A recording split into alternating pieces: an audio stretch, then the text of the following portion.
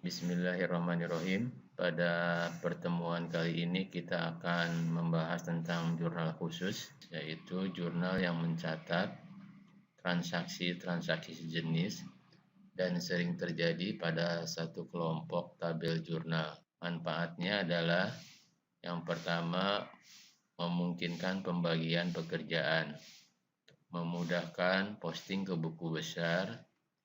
Yang lainnya adalah pengendalian internal lebih baik. Baiklah, kita pahami jurnal khusus ini dari jenis pembayaran transaksinya.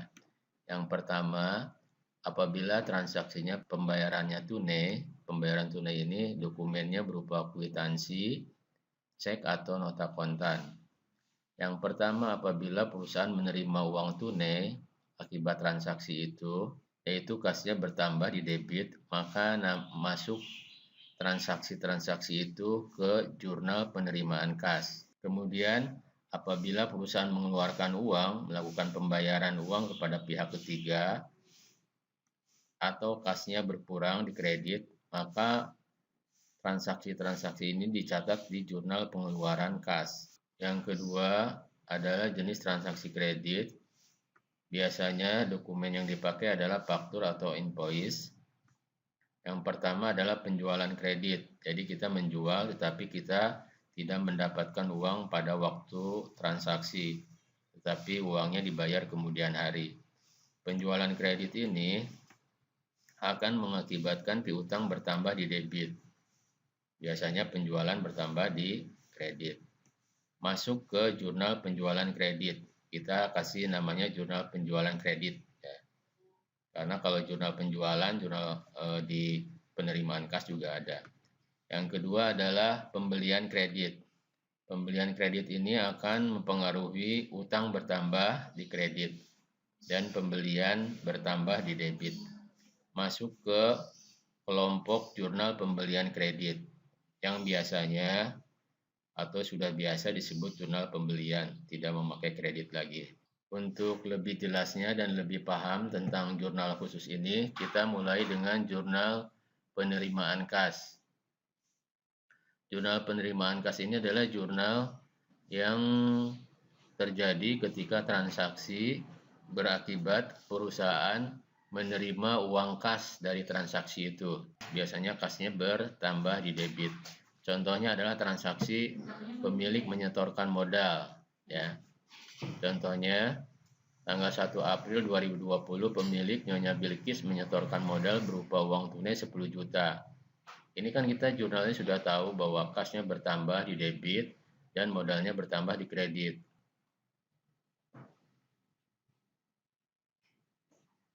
Maka kita masukkan ke tabel jurnal penerimaan kasnya, yaitu tanggalnya kita masukkan, kemudian nomor buktinya dimasukkan KM01, keterangannya kita isi setor modal, kemudian debitnya adalah akun kas. Akun kas ini kita buat tersendiri karena dia sering muncul, jadi akun yang sering muncul kita buat sendiri. Kemudian karena di kreditnya transaksi penyetoran modal ini hanya sekali, kita masukkan ke kolom serba-serbi. Jadi nama akunnya modal Nyonya Bilkis, jumlahnya sama kan, kasnya di debit 10 juta, di kreditnya modal Nyonya 10 juta juga. Ya, jadi di jurnal secara satu baris, ya, antara debit dan kredit satu baris. Kita lanjutkan dengan contoh jurnal penerimaan kas lagi, yaitu penjualan tunai. Dijual barang dagangan kepada CP Sejahtera sebesar 5 juta dengan potongan penjualan 100.000, ya. Kita masukkan tanggalnya, kita masukkan nomor buktinya, kas masuk 02, kita kasih keterangannya CP Sejahtera. Kasnya bukan 5 juta lagi, tetapi karena dia mendapat potongan menjadi 4.900.000 di debit kasnya, potongannya di debit 100.000 dan penjualannya 5 juta. Jadi tetap seimbang antara debitnya 5 juta, kreditnya juga 5 juta, ya. Oke, selanjutnya transaksi penerimaan tunai dari pelunasan piutang. Pada tanggal 7, pelunasan piutang Toko Jaya sebesar 4 juta. atas transaksi 2 hari lalu dengan potongan 80.000. Ya, kita tanggalnya kita masukkan KM03. Ini bukti kas masuknya kita buat sendiri biasanya oleh perusahaan. Ini adalah salah satu dokumen intern perusahaan. Kita isi keterangannya Toko Jaya. Kita masukkan kas di debit 3.920 setelah dipotong dengan penjualan, piutangnya 4 juta tetap ya. Jadi kolom-kolom yang sering terjadi dibuat seperti kas, potongan, piutang, dan penjualan. Kemudian yang berikutnya penerimaan kas dari pinjaman ke bank ya. Pada tanggal 10 menerima pinjaman dari Bank BRO sebesar 20 juta. Nah, kita masukkan tanggalnya ke jurnal penerimaan kas KM04 Bank BRO. Kemudian karena dengan pinjaman ini kas bertambah di debit, kita masukkan ke kolom kas 20 juta. Nah, di sini tidak ada pinjaman bank atau utang bank, kita buat di kolom serba-serbi. Utang bank 20 juta juga. Jadi tetap seimbang. Debitnya 20 juta kas, kreditnya 20 juta utang bank. Yang lainnya adalah transaksi menerima pendapatan komisi atau bunga. Tanggal 25 diterima pendapatan bunga sebesar 100.000.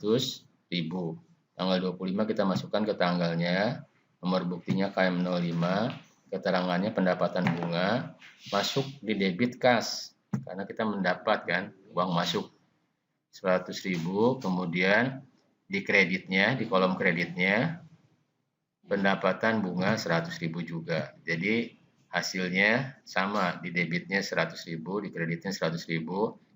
Ya, kita totalkan semuanya sekarang kasnya berjumlah 38.920.000, potongannya jumlahnya 180.000,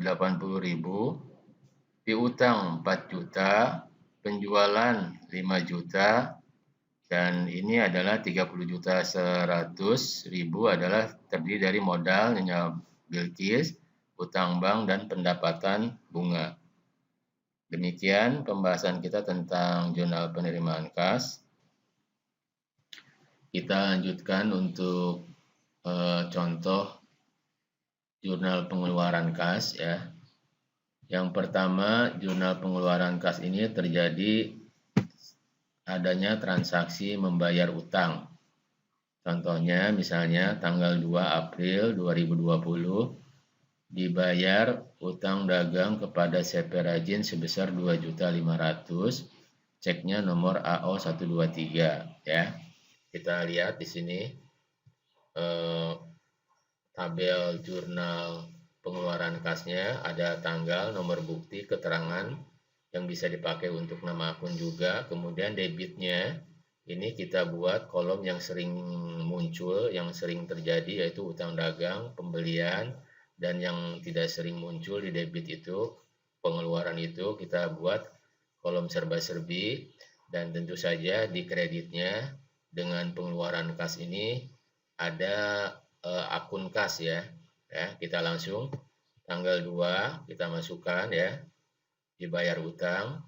Kemudian nomor buktinya KK01 kas keluar 01, kita masukkan nama usahanya CP Rajin ya, kita bayarnya kepada CP Rajin, yaitu utang sebesar 2.500.000, kita bayar utang, jadi utangnya di debit ya, kemudian kasnya di kredit ya, bisa dipahami ya. Kemudian transaksi yang kedua, jenis jurnal pengeluaran kas ini adalah membayar beban atau biaya gaji, biaya keamanan, dan yang lain-lainnya. Ini termasuk jurnal pengeluaran kas. Contohnya tanggal 3 April dibayar biaya keamanan bulan April 100.000 ya. Tanggalnya kita masukkan, nomor buktinya ini biasanya kas keluar 02 ini dibuat oleh perusahaan sendiri atau bukti dokumen internal. Kita masukkan di kolom akun atau keterangan ini adalah nama akunnya, beban keamanan ya. Beban keamanan ini jarang muncul, jadi kita masukkan ke serba-serbi. Jadi beban keamanan 100.000 ini ada di debit ya, kemudian di kreditnya adalah kas Ya, bisa dipahami ya. Kemudian adalah transaksi untuk jurnal pengeluaran berikutnya adalah transaksi pembelian tunai. Tanggal 27 April membeli tunai barang dagangan dari PT Jujur sebesar 2.600.000 ya. Kita mengeluarkan uang langsung 2.600.000. Tanggalnya dimasukkan, buktinya kita masukkan, keterangannya masukkan PT Jujur ya. Kita membeli dari PT Jujur. Dengan transaksi ini pembelian bertambah di debit, kita masukkan di kolom pembelian di sebelah debit. Kemudian kita masukkan juga di kreditnya yaitu kas. Kasnya berkurang, keluar ya 2.600.000. Kemudian selanjutnya adalah transaksi jurnal pengeluaran kas berikutnya, pengambilan uang kas oleh pemilik atau PRIPE ya. Pada tanggal 28 April pemilik mengambil untuk keperluan sendiri sebesar 500.000. Kita masukkan tanggalnya, nomor buktinya kita masukkan, akunnya kita masukkan di sini PRIPE ya. PRIPE-nya nama siapa? Kemudian kita masukkan ke serba-serbi ya di sebelah debit. Jadi PRIPE-nya di sebelah debit, kemudian kreditnya kas 100.000 ya. Nah, itu kita jumlahkan ini semuanya.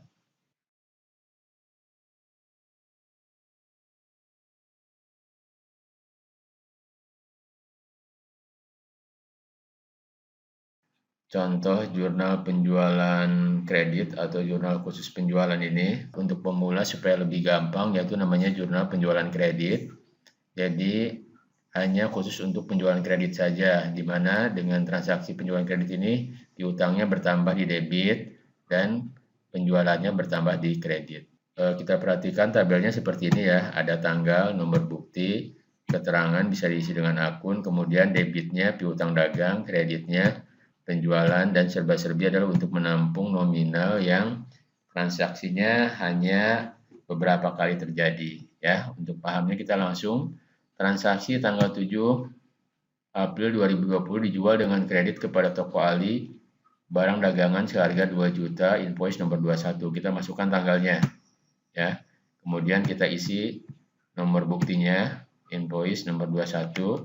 Kita isi keterangannya dengan nama toko Ali. Karena kita menjual barang dagangan, berarti piutang dagangnya bertambah di debit dan penjualannya juga bertambah di kredit. Kita isi di piutangnya 2 juta dan penjualannya juga di kredit 2 juta, seimbang ya. Jadi jurnal khusus ini hanya satu baris, debit dan kreditnya satu baris. Tanggal 8 dijual dengan kredit kepada toko Dharma barang dagangan seharga 3 juta, faktur nomor 22. Kita isi tanggalnya, tanggal 8 April, invoice-nya nomor 22, keterangannya kita isi nama tokonya, toko Dharma, ya. Piutangnya akan bertambah 3 juta dan penjualan akan bertambah 3 juta. Kita isi piutangnya di debit dan kreditnya penjualan. Kemudian untuk tanggal 10 dijual dengan kredit kepada toko Putri barang dagangan seharga 2.500.000, nomor fakturnya 23. Kita isi tanggalnya dulu. Kemudian invoice-nya, kemudian keterangannya diisi dengan nama tokonya, piutangnya bertambah 2.500.000 dan penjualannya juga bertambah 2.500.000. Yang tanggal 21 dijual dengan kredit inventaris kantor seharga 1 juta.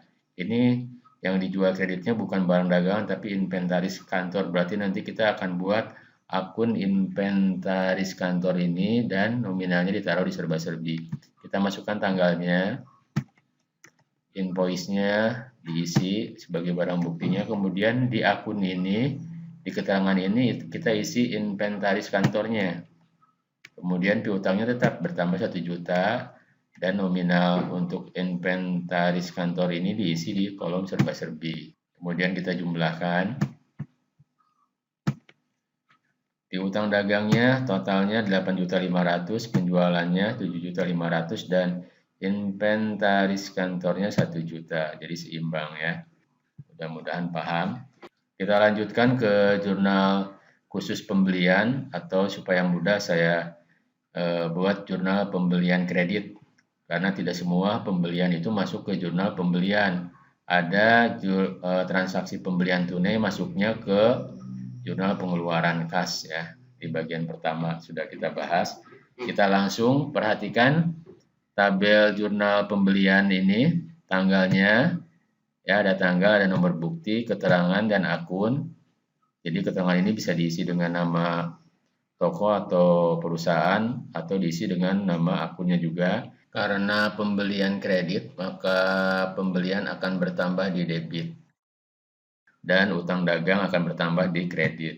Sedangkan serba-serbi ini adalah untuk menampung nominal yang transaksinya jarang terjadi. Kita langsung ke transaksi pertama, tanggal 3 April 2020, dibeli dengan kredit dari toko adil barang dagangan seharga 1 juta, faktur nomor 01. Kita isi tanggalnya 03 April, kemudian nomor buktinya kita isi, ya, keterangannya kita masukkan nama tokonya.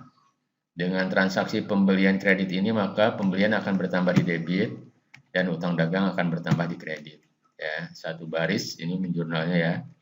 Kemudian untuk transaksi tanggal berikutnya tanggal 5 dibeli dengan kredit dari toko Ikhlas barang dagangan seharga 2 juta, faktur 03. Kita isi tanggalnya. Ya, nomor buktinya kita isi, keterangannya toko Ikhlas. Pembeliannya bertambah di debit 2 juta dan utangnya bertambah di kredit 2 juta. Sedangkan yang tanggal 15 kita perhatikan, di sini yang kita beli secara kredit bukan barang dagangan ya. Jadi bukan pembelian yang bertambah, tapi nanti nama akun yang kita beli itu peralatan atau perlengkapan yang bertambah. Tanggal 15 April dibeli dengan kredit dari toko Sukses peralatan kantor seharga 3 juta, faktur 07, nomor 07. Kita isi tanggalnya. Ya, perhatikan. Kemudian fakturnya. Di kolom keterangan kita isi dengan akun. Ya, kita belikan peralatan kantor, kita isi dengan alat kantor aja akunnya. Nominalnya kita masukkan 3 juta di serba-serbi. Kemudian utang tetap bertambah di kredit 3 juta. Jadi ini adalah yang 3 juta adalah alat kantor, sedangkan yang 3 juta di sini di kredit adalah utang dagang. Transaksi yang terakhir, ya, contoh yang terakhir 20 April diberi dengan kredit dari toko adil barang dagangan seharga 2 juta. Kita isi tanggalnya, ya, tanggal 20, nomor fakturnya kita isi, keterangannya toko adil. Nah, pembeliannya bertambah karena kita membeli secara kredit barang dagangan 2 juta masuk, kemudian utang juga bertambah 2 juta. Kemudian setelah selesai kita jumlahkan jurnal pembelian ini, ya, pembeliannya kita total 5 juta, alat kantornya 3 juta, utang dagangnya 8 juta, seimbang ya debit kreditnya ya. Demikian belajar bersama kita tentang jurnal khusus. Apabila ada yang tidak dimengerti, silakan diisi di komen. Atas perhatiannya saya sampaikan terima kasih. Assalamualaikum warahmatullahi wabarakatuh.